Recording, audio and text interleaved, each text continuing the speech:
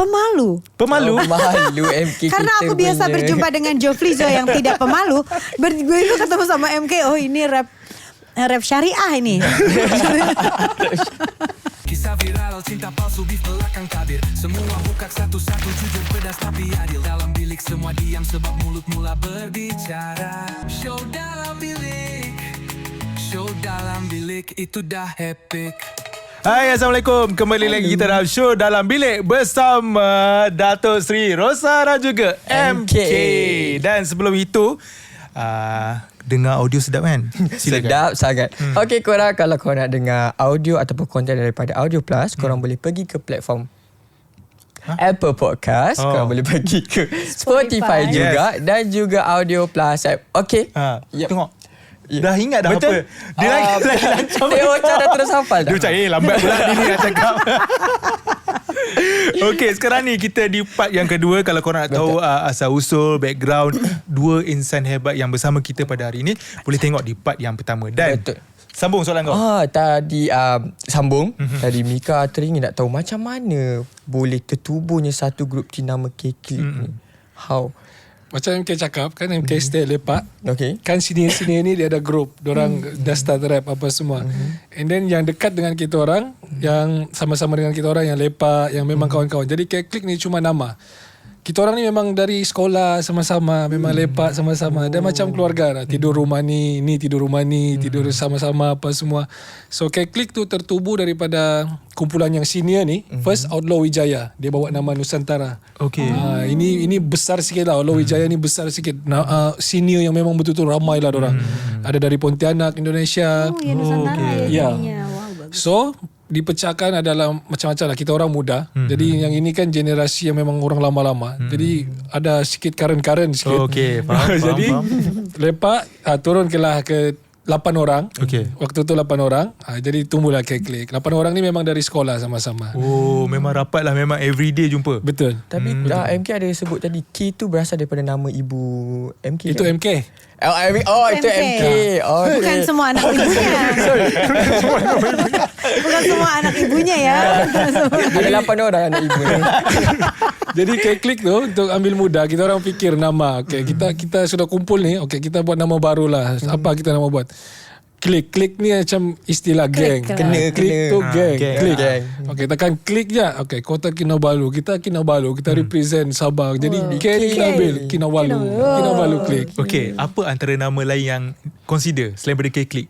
Ingat tak? Lupa dah macam-macam dah sebut hari tu. Okay, yang paling kalau MK ingat balik sekarang, alah, tak kena langsung nama ni. Untung bukan Ada tak? Lupa lah saya. Lupa. Tapi memang K-Click tu memang once kita orang sebut K-Click macam semua terus. Wah, bagus ni. Wah. Terus. So discussion tu berapa lama? Nak decide nama tu berapa lama? Tak lama. Macam kita orang K-Click kan memang yang memang kita kawan-kawan memang stay. Klik. So macam kita orang buat lagu. Okay, judul lagu ni apa? Ini. Okay, settle. Ini. Okay, ini. Apa pikir-pikir lama. Dia berbincang tu dekat mana tu? Dekat mamak ke? Dekat mamak. Dekat mamak. Sebab dulu kita 8 orang tu adalah macam tu. Yes, betul. Dalam banyak-banyak. Mereka makan apa aja itu? Mungkin Maggi goreng ke apa kan. Itu favourite kalau pergi Kalau kita mamak. makan best. Ini kalau kita makan. Kenapa kita tidak klik Maggi klik? Okay, MK dalam banyak-banyak. Okay. Siapa yang MK paling rapat sekali? Paling bros? Semua. Okay. So dalam banyak-banyak tu sekarang ni you guys masih together ke? Betul. Masih together lah. Masih Tapi sama-sama. masing-masing ada projek lah kan. Betul. Okay. Teh Ocha. Lagu Pudar tu memang sangat-sangat famous lah. Terima kasih. Memang sampai sekarang ni. Malaysia. Kalau aku pergi karaoke ada je Masih kawan ada aku. juga kan? Betul. Sampai menari-nari lah lagu Pudar tu kan. Aku dikirim anak-anak kecil pun di sekolah nyanyi lagu Pudar. Tapi lagu setan dalam hati itu mestilah diganti kan. Sama selingkuh itu diganti juga. Oh, iya sama ke? mama-mamanya. This is really genius aku bilang. Dan lagu Pudar tu kan, Teh Ocha, so far paling banyak orang download dalam 700,000 dan tak ada siapa lagi artis Indonesia yang berjaya beat Sampai sekarang je. record tu. Betul. Pada Teh Ocha, apa yang membuatkan lagu tu sangat-sangat special dan dah bertahun-tahun dah masih lagi orang nyanyi lagu tu? Itu sebetulnya lagu adik bungsu aku. Wah? Jadi ada bungsu aku namanya Hendra. Dia tuh dulu main band dan dia vokalis dan dia membuat lagu. Terus satu ketika dia membuat lagu katanya dari point of view aku. Jadi mungkin waktu itu aku gaduh lah sama mungkin pacar aku. Ditulis sama dia kan. Terus jadikanlah lagu Pudar itu. Terus aku ini lagunya enak. Aku bilang boleh nggak kalau aku yang nyanyi gitu. Akhirnya dibolehkan. Jadi aku membuatlah lagu Pudar itu. Itu pun ada 2 music.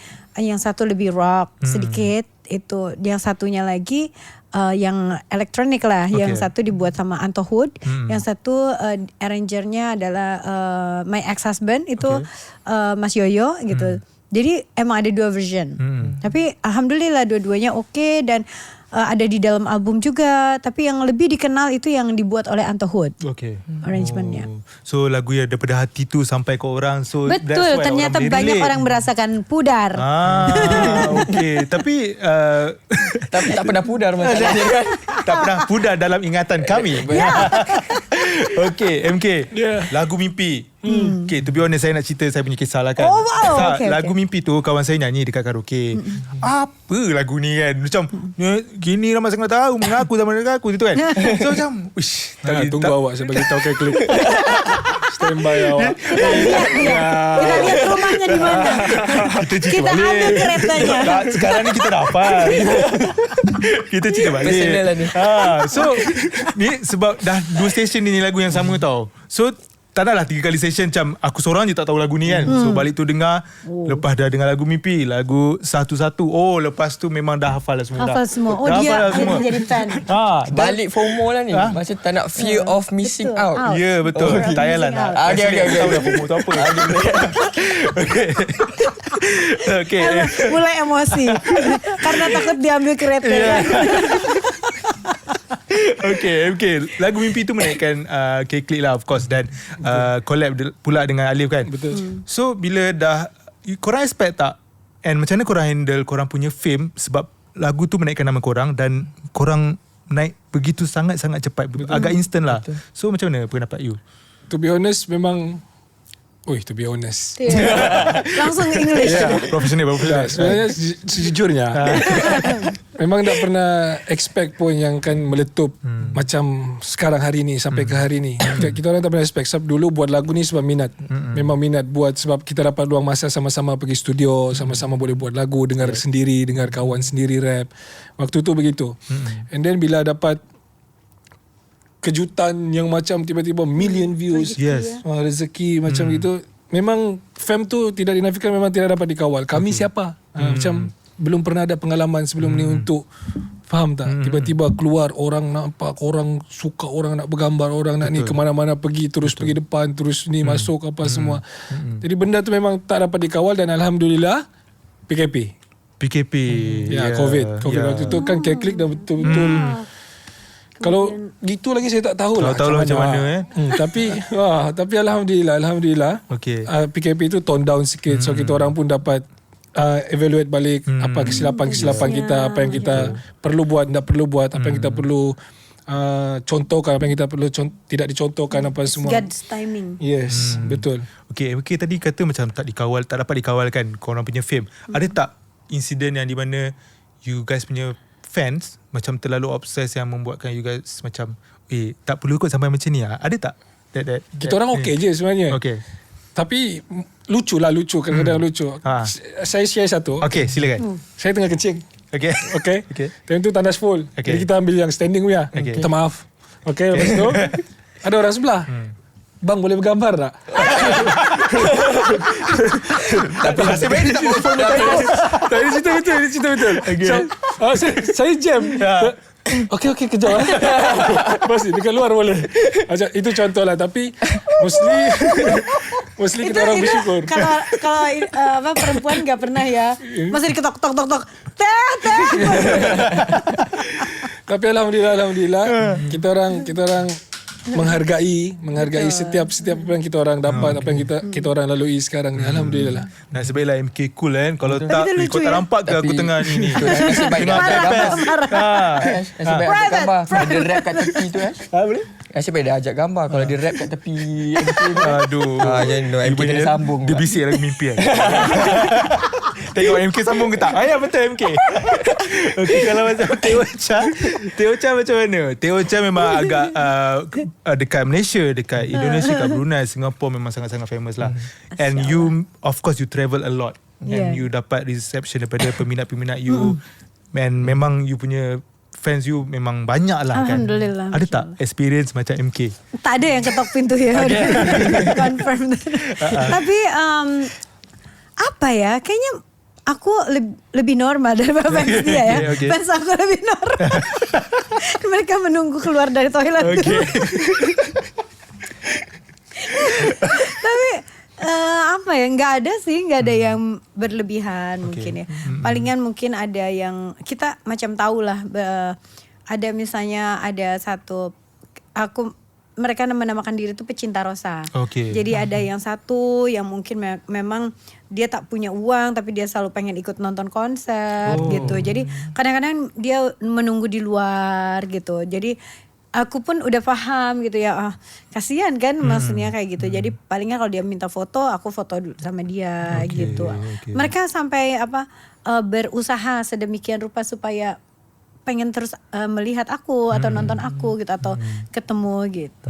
Okay, between Malaysia, Brunei, Singapura, mana yang paling gila sekali, paling ramai sekali? Tapi emang gila-gila sih mereka. Gila-gilanya itu adalah setiap konser lah ya, setiap konser aku itu rata-rata mungkin 30% atau 40% mereka datang ke setiap konser aku.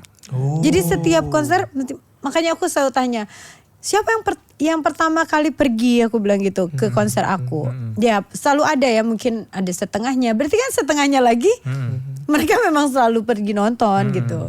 Gitu. Jadi menurut aku mereka cukup apa ya kalau kayak gitu, fanatik ya, dan mereka menyimpan uang gitu, menabung untuk membeli tiket, merchandise gitu, ataupun CD dulu gitu. Gila, memang sampai every generation pun minat Teh Ocha. Alhamdulillah. Okay, Teh Ocha, apa Ya. pendapat Teh Ocha di Indonesia mengatakan Teh Ocha adalah Ratu Pop Indonesia. Yes. And then ada berita juga.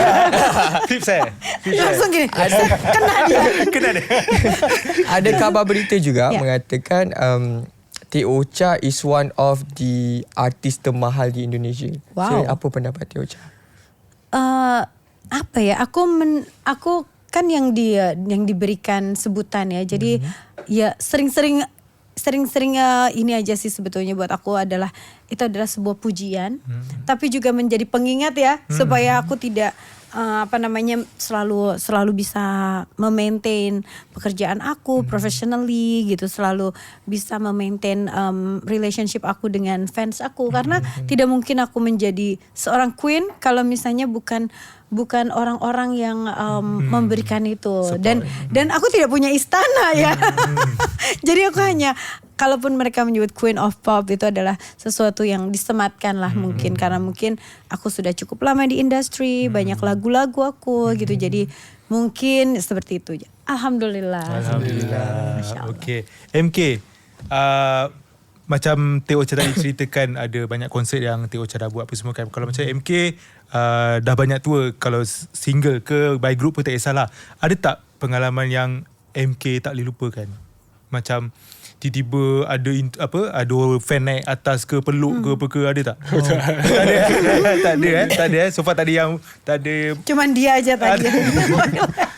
Tapi for MK alhamdulillah, setiap show, setiap jemputan untuk itu adalah pengalaman untuk MK dan peluang untuk MK keluar tengok orang. Macam for example macam Rosa bawa MK ke Jakarta ikut road tour dia.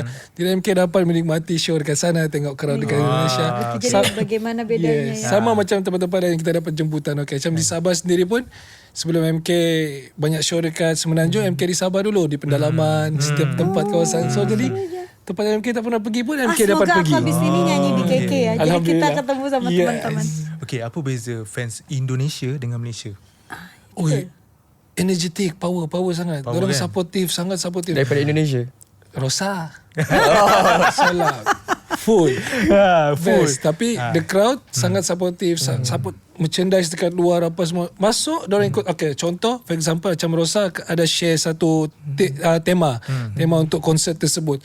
And surprisingly semua crowd tu akan ikut tema tu. Oh, Yes. very supportive. Ada dress code. Yeah. Gitu. Macam kemarin Y2K. Y2K karena lagu yang album ini adalah lagu-lagu lama yang dibuat balik. Okay, faham. So orang flashback balik lah lagu tu. Betul. Dan orang boleh sing along lah kan. Betul. Okay. MK macam Teh Ocha juga. Teh Ocha seorang singer, jadi duta, macam-macam lagi kan. MK pun sama juga. MK selain jadi duta jadi pelakon. Ya. Betul. Alhamdulillah. Actor dia. Aku bukan ustazah apa? Betul. Aku bukan ustazah. Okay, MK. Mana lagi minat, nyanyi ke pelakon? Sebenarnya dua-dua. Ya ke? Sebab kepuasan dia Berlainan. berbeza. Okay, apa yang paling ketara sekali kalau yang MK boleh share between nyanyi dengan berlakon mana? Macam nyanyi ni MK dapat ekspresikan diri MK atas pentas tu menyanyi sepuas MK. Okay. Apa yang MK rasa, apa yang MK buat melalui lagu tu MK dapat lepaskan. MK dapat tengok crowd menyanyi sama-sama, crowd yang faham. Jadi kepuasan tu berbeza. Kalau berlakon pula MK dapat satu karakter dan MK kepuasan di situ pula. Jadi karakter tu bukan MK, jadi MK boleh lakonkan benda tu. So apa yang MK dapat skrip yang kita tak pernah dapat di real life, kita dapat pengalaman, experience dekat dalam set tu. Faham tak? Faham. So kepuasan tu berbeza, kita dapat rasa oh ini macam ni pula sakit dia, macam ni pula rasa dia, macam itulah. Bagi MK mana lagi susah? Mana lagi susah? For MK dua-dua pun nyanyi mungkin senang sikit rap. So MK memang Memang dah biasa rap. yes. Tapi Buat kalau sendiri rapnya. berlakon, tapi susah tu yang best sebenarnya. Sebab Challenging. ya, Wow. kita rasa macam okay, aku belum cukup baik. Saya selalu tanya diorang, macam saya punya tim kalau saya tanya, okay ke tadi? Okay, mungkin boleh lebih baik. Diorang bagi nasihat juga ke MK macam, okay lah next time kita buat lagi baik. Jadi benda tu tak habis. Okay. Jadi next kita mau buat lagi, kita mau buat lagi. Pernah kena marah dengan pengarah? Saya rasa pernah. Tapi orang taklah marah yang heavy sangat. Belum Okay, lagi kot. tegur-tegur biasa je lah. Belum lagi. Mau ya. Jangan tolong. Okay. So kita proses belajar. So mungkin sebelum ni pengarah-pengarah pun faham MK baru. Jadi mungkin dorang dalam masa yang sama, alhamdulillah MK selalu dapat director, pemain-pemain kas-kas yang banyak membantu MK. Banyak sangat membantu. I see. Daripada memarahi, dorang membantuhi. Patutnya kan, sepatutnya. Okay. Nak tanya ke? Betul saya nak tanya. Teh Ocha, seperti yang kita semua nampak, Teh Ocha dapat banyak sangat awards and then also achievement buat diri sendiri Teh Ocha lah. Personal punya ni. Teh Ocha pernah tak tertanya diri Teh Ocha sampai bila Teh Ocha nak teruskan career Teh Ocha sebagai penyanyi? Betul. Suka juga bertanya begitu. Maksudnya sampai kapan ya? Karena kan waktu terus bergulir gitu kan. Apakah nanti di certain age, apakah aku mau shifting kepada lain benda ya? Maksudnya mungkin profesionalnya berubah. Apakah terus pengen menjadi penyanyi?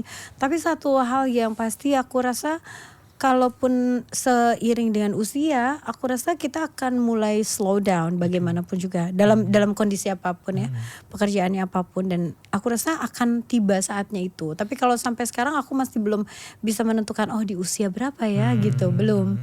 Cuman aku tahu pasti akan begitu, karena mungkin bukan karena kita tidak bisa berkarya lagi, tapi bagaimanapun mungkin arah yang kita inginkan mungkin bukan ke situ, mungkin. Just follow the flow kan? Just follow the flow. Betul. Mana life nak bawa kita follow Ya, je. betul juga. Okay. Deep lah cerita ni. Wow, wise sekali. Okay, macam kita tahu juga Teh Ocha dan juga MK ada lagu baru, Sinaran. Yes. Ada projek Sinaran kan. Project. So macam mana macam mana mulanya projek ni? Siapa kontak siapa? Okay, jadi aku setahun belakang ini di 2025 ini punya project bersama Dipa Barus. Dipa Barus itu adalah music producer dan slash DJ. Okay. Dia very popular, one of the number one DJ di Indonesia. Kemudian kita berdua punya mission adalah untuk melestarikan lagu-lagu yang legenda. Macam di Indonesia banyak sekali lagu-lagu indah kan, tapi itu di tahun 70 dan 80. Okay. Gitu. kamu tahu lagu aku yang judulnya Sakura nggak? Nah itu tuh ada lagu Sakura itu. Sebetulnya orang-orang tuh taunya itu lagu aku, tapi padahal sebetulnya bukan. Itu lagu lama yang dirilis tahun 70-an oleh Faris RM. Nah lagu itu bisa bertahan lama karena orang pikir juga yang nyanyi itu Rosa. Jadi udah ada gap nih waktu.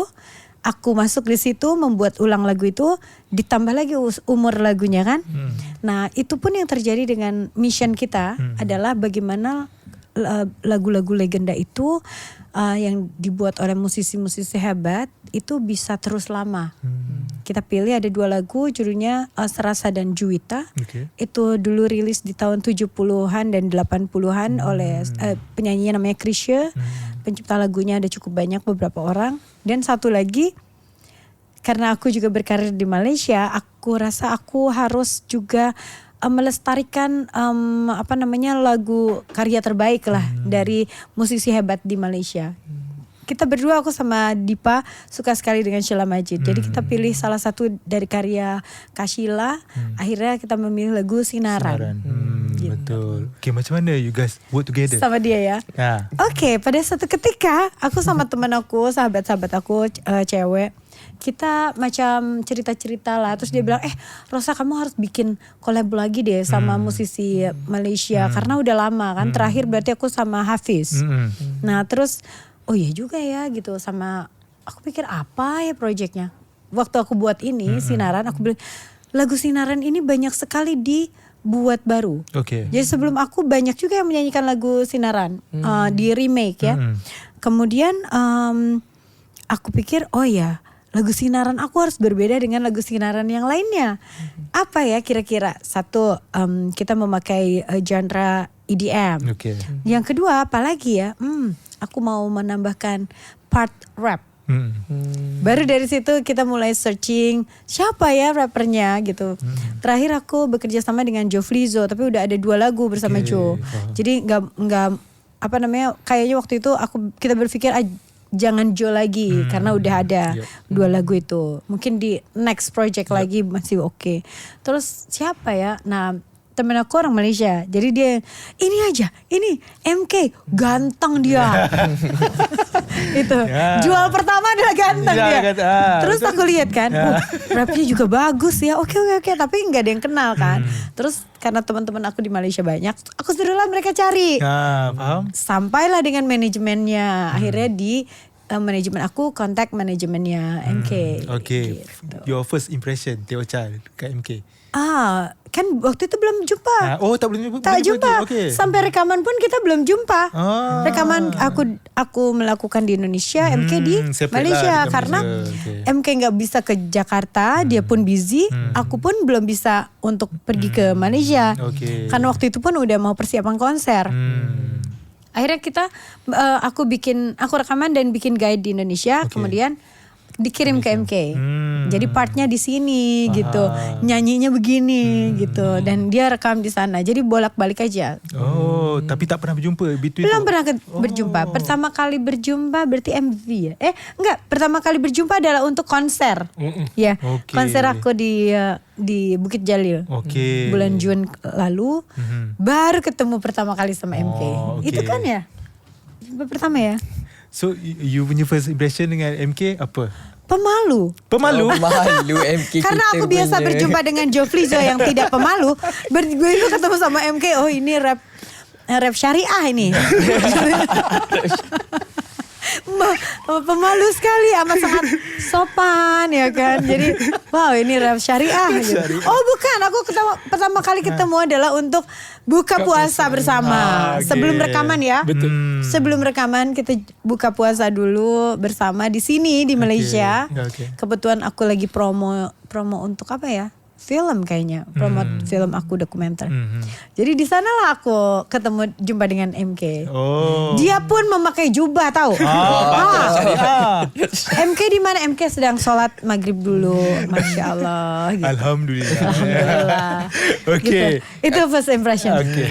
Kalau untuk MK pula macam mana MK? First impression dekat Teh Ocha, ataupun kalau MK boleh kongsi perasaan MK macam mana working with Ratu Pop Indonesia. Okay. First impression sebelum jumpa pun sudah gitu. Dengar Rosa mau buat faham collaboration. Lepas tanya pergi tim MK, kasih confirm tu Rosa, betul-betul Rosa. Confirm Rosa. Okay, confirm. Telefon terus. Sayang kerja sama Rosa. Kasih tau mama, kasih tau family terus. And then sampailah jumpa dekat tembok buka puasa itu pun Star Trek. Tak tahu mau buat apa. Saya tanya macam mana takut, tapi alhamdulillah jumpa Rosa yang depan-depan. Kita tak expect yang Rosa akan humble itu. Tahu betul. Menghidupkan suasana apa semua. Alhamdulillah. MK, kalau MK boleh share, Teh Ocha memang artis yang sangat-sangat experience, yang dah lama dekat industri ni kan. So apa MK yang boleh ambil contoh dekat Teh Ocha? Banyak. Sepanjang saya tengok Teh Ocha bekerja, Teh Ocha. Aneh banget.